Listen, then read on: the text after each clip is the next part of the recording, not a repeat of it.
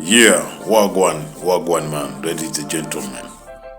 Kitendo alichokifanya bwana Harrison, meneja wa Young Africans kwa Clatous Chota Chama ni utoto mkubwa, na sikutegemea kama Harrison atafanya kitendo kama hichi. Yaani utoto.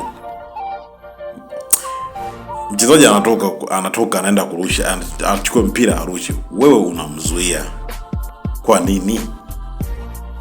Chama mbona ni kijana wenu? Huo ni mpira. Chama sikatoka juzi tu Jangwani hapa. Katoka juzi, mko mna celebrate naye, mmefly naye.